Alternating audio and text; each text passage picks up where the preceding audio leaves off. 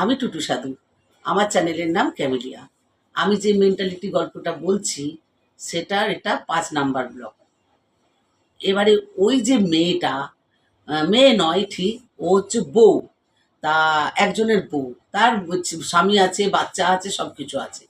তা ও তখন এই মেয়েটা বলছে বলছে আমি যতদূর জানি ও বাড়ির কারোর ফোন, হয়তো বাড়ির কোনো ফোনে বা তার অফিসের ফোনে সে হয়তো ফোন করে বা কিছু করে প্রয়োজনে, কিন্তু বাইরের কোনো মানুষের সাথে ভিডিও কল বা মেসেঞ্জার এটা ওটা করে না। ও তখন বলছে বলছে হ্যাঁ হ্যাঁ, ইনস্টাগ্রামের মেসেঞ্জারে আমাকে ফোন করে, ইনস্টাগ্রামের মেসেঞ্জারে আমাকে ফোন করে। তা আমি মানে মেয়েটা তখন বলছে বলছে যে আমি তো এটা বিশ্বাস করতে পারলাম না।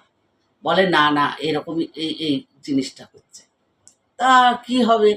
এই মেয়েটা তখন মনে মনে ভাবলো যে আমি যাকে প্রাণের থেকে এত বিশ্বাস করি, যাকে আমি নিজের থেকে এত ভালোবাসি, তা আজকে সে কি করে এই ধরনের চিট করলো?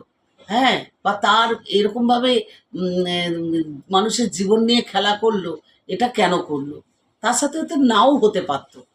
তা ও মনে করে তখন বলল না, আমাকে এটা জানতে হবে।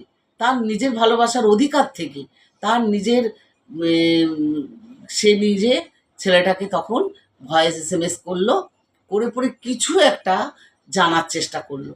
তো সেই ছেলেটা কি করলো, সঙ্গে সঙ্গে তার মেসেঞ্জার আনসেন্ড করে দিল, তার প্রোফাইল ব্লক করে দিল, সেই ইনবক্সও আসতে লাগলো না। তখন মেয়েটা তার উত্তর পেয়ে গেল যে তাহলে এই বউটা যেটা বলছে এটাই সত্যি কথা। কেননা তার উত্তর যদি দেবার সাহস থাকতো, সে তো নিশ্চয়ই তার উত্তরটাতে কিছু একটা বলতো, কিন্তু সে তো বলেনি।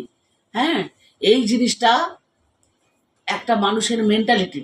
মানুষ যে ফানি করে, মানুষ যে জেলাস করে, মানুষ যে অবচেতন মনে এই যত রকমের ব্যাপার হয়, এটা মেনশন না করার জন্য মানুষের না জীবন নিয়েও টানাটানি হয়। মানুষের জীবনও অনেক সময় মরা বাঁচার সমান হয়ে যায়। কিন্তু এগুলো কখনো রেখে কথা বলতে নেই। যেটা বলো বুঝিয়ে বলো, না বললে চুপ করে থাকবে না। এই একটা জিনিস হয়েছে।